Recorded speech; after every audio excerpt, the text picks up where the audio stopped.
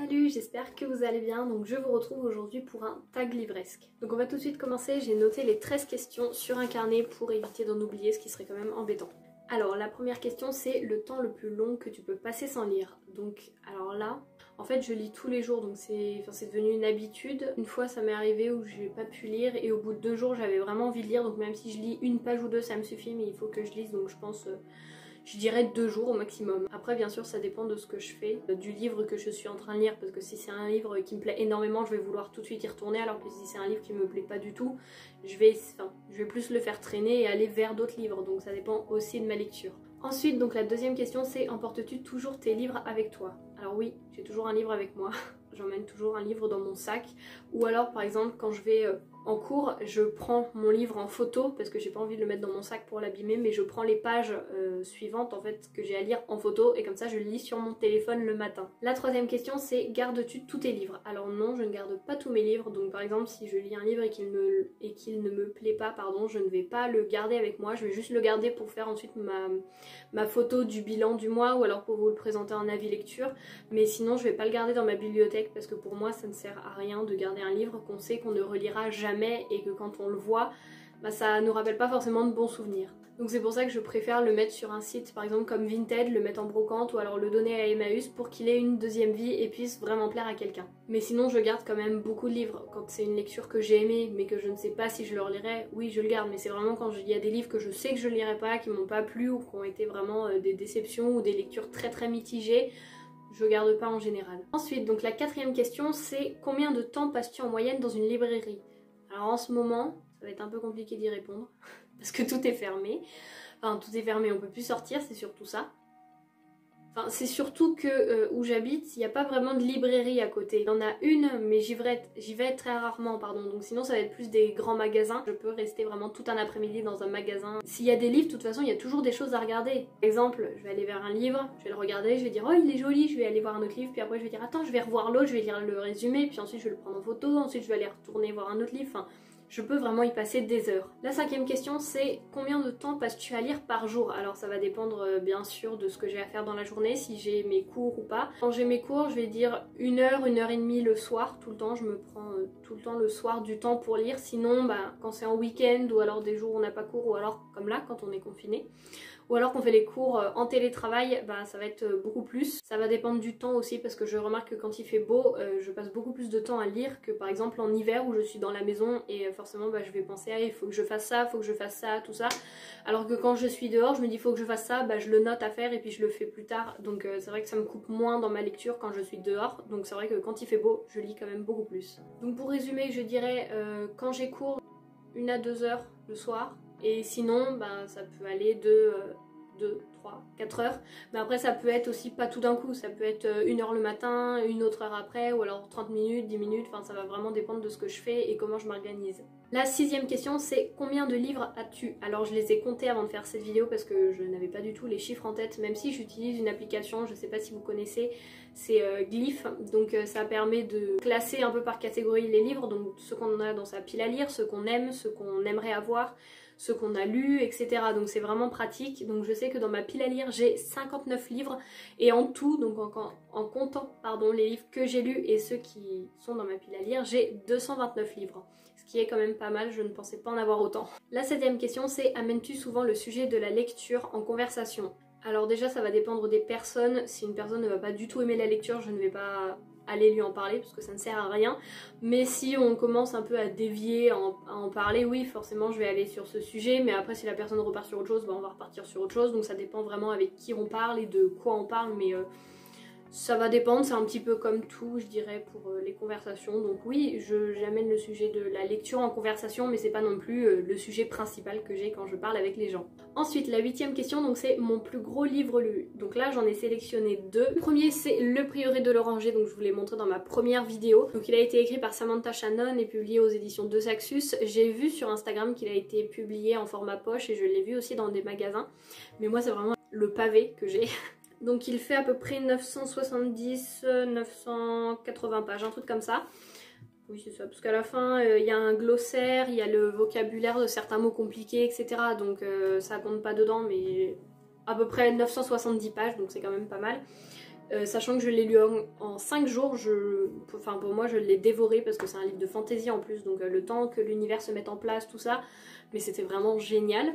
Et donc je vous disais que j'avais mis un deuxième livre, j'arrive pas à l'attraper tout simplement parce que j'ai mis Les ailes d'émeraude de Alexiane de Lys, donc là c'est publié chez J'ai lu, et je l'ai mis puisque c'est une trilogie, je sais pas si on voit mais il y a des petits traits gris, et donc en fait c'est un intégral.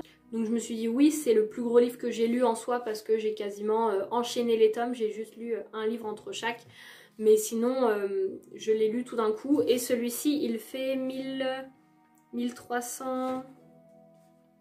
Il fait 1311 pages, donc c'est quand même un beau bébé. Surtout que c'est pas écrit très très gros non plus, hein, mais... Pareil, j'avais adoré ce livre. Vraiment, Alexiane de Lys, de toute façon, c'est mon autrice préférée. Donc évidemment que j'ai adoré cette lecture. Donc voilà pour mes deux plus gros livres. Donc j'ai mis les deux, puisqu'il y en a un c'était un one shot et l'autre c'était une trilogie. Donc vu que c'était un intégral, mais que c'était le plus gros livre, je me suis dit oui mais c'est quand même 3 tomes. Enfin bon bref, vous avez compris. Ensuite, donc la 9e question, c'est un roman que je voudrais avoir à tout prix. Alors là... Non, en vrai, je sais pas, puisque s'il y a un roman que je veux à tout prix, je vais le noter déjà dans ma wishlist. Et en plus, si ça fait un moment que je le veux, je vais le demander par exemple à Noël ou aux anniversaires. Et si vraiment je le veux, bah, je vais me l'acheter. Donc il n'y a pas vraiment un livre que je veux vraiment, mais je dirais ceux que mon autrice préférée et mon auteur préféré vont bientôt sortir. Je les attends vraiment avec impatience. À chaque fois, je voyage dans leurs univers, autant pour Tom Pandore que Alexiane de Lys. J'adore ce qu'ils écrivent, vraiment, c'est trop bien. Donc s'il y a des livres que j'attends vraiment, ce serait ceux de mes auteurs favoris, tout simplement. La 10e question, c'est ai-je déjà lutté pour finir un roman et pour ne pas l'abandonner? Alors oui, et ça a été très compliqué, vraiment. Puisqu'en fait, le roman, c'est l'auteur lui-même qui me l'a envoyé, donc je me suis dit, il faut vraiment que je le termine, quoi, parce qu'il attend un avis dessus et tout. Ça a été l'avis le plus court que j'ai écrit sur un livre, mais en même temps où j'ai mis le plus de temps à écrire l'avis. Ça a été très compliqué à faire. Il y a des personnes avec qui j'en ai parlé qui sont au courant et pour moi ça a vraiment été assez compliqué comme lecture puisque j'ai eu l'impression que l'auteur a écrit des bouts d'histoire qu'il a mis les unes après les autres. J'en ai parlé tout ça avec lui. J'ai dit que j'avais pas compris beaucoup de choses sur ce roman. Il m'a dit oui mais il faudra lire le tome 2 pour comprendre plus de choses. Donc bon... Pour moi, le principe d'un tome 2, c'est d'avoir aimé le tome 1 et non pas de se dire je n'ai rien compris au tome 1, je vais aller voir le tome 2 pour mieux comprendre. Mais bon, chacun après pense comme il veut et l'auteur n'a pas non plus été très conciliant, donc après ce n'est pas grave, c'est quelque chose de passé, je n'ai plus de contact avec cet auteur, donc voilà. Mais c'est vrai que ça a été une lecture vraiment très compliquée et l'échange aussi avec l'auteur a été très compliqué. Ensuite, la 11e question, c'est ai-je déjà converti quelqu'un à la lecture? Alors je ne sais pas comme ça vraiment si je peux dire que j'ai réellement converti quelqu'un, mais ma mère lit très peu de base et je lui ai offert les 3 premiers romans, vous savez, de la saga de Miss Peregrine. Je ne sais pas si vous connaissez, je ne connais par contre absolument pas le nom de l'auteur. Et du coup oui, avant ça elle ne lisait pas du tout et en lui offrant ces 3 romans, eh bien elle les a déjà tous lus. Et donc aujourd'hui c'est son anniversaire, on lui a offert les 2 autres, enfin les 2 derniers romans de cette saga et elle va pouvoir les lire. Donc elle s'est, on va dire, vraiment mise à la lecture, puisqu'avant c'était plus par exemple des magazines ou autres et elle ne lisait pas trop. Donc est-ce que je peux dire réellement que je l'ai convertie, sachant qu'elle lisait un petit peu plus tout ce qui est ésotérique, tout ça, mais elle lit très peu en général. Elle lit un petit peu plus régulièrement, je pense qu'on peut dire ça, mais c'est pas moi réellement qui l'ai convertie à la lecture. Ensuite, la 12e et avant-dernière question, c'est mes 3 plus gros objectifs 2021. Alors pour commencer, déjà je dirais prendre toujours autant de plaisir à la lecture et ne pas me mettre la pression par rapport à Instagram, par rapport au fait que je dois poster tel jour ou autre. Ça c'est pas quelque chose auquel je ressens une pression. Mais du coup voilà, je souhaite continuer à ne pas avoir cette pression. En deuxième, je dirais lire 100 livres cette année, puisque l'année dernière j'en ai lu 117, mais je me suis vraiment remise à lire, puisqu'avant je lisais un roman de temps en temps. Et me suis vraiment mise à lire en mars et j'ai lu au total 117 livres en 2020 et là depuis le début de l'année j'en suis à mon 41e livre, donc je pense pouvoir réussir à atteindre les 100, donc ce serait mon 2e plus gros objectif.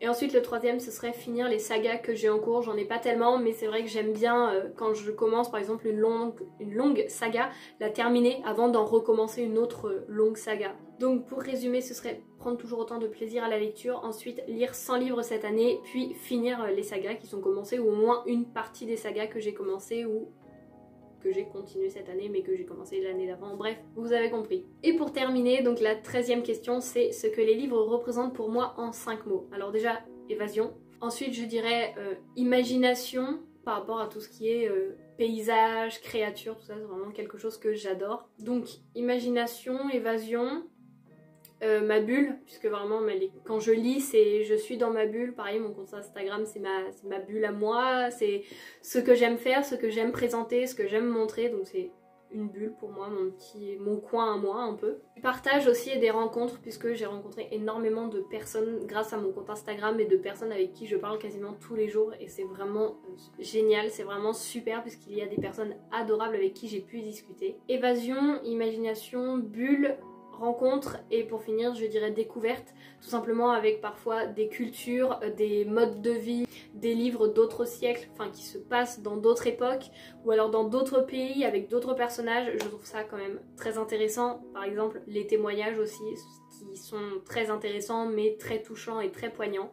La découverte, l'apprentissage un petit peu en général. Donc voilà, cette vidéo est maintenant terminée, j'espère qu'elle vous aura plu. Alors par contre j'ai vu plusieurs fois ce tag sur des chaînes YouTube différentes mais je ne saurais pas du tout vous dire sur lesquelles puisque au fur et à mesure que j'écoutais je notais les questions et du coup c'était rangé et là je l'ai ressorti le tag pour renoter mes questions, répondre et tout mais je ne pourrais pas vous dire d'où est-ce que ce tag vient et sur quelle chaîne je l'ai vu passer. Donc voilà, j'espère que ça vous aura plu et moi je vous dis à bientôt pour la prochaine vidéo. Salut!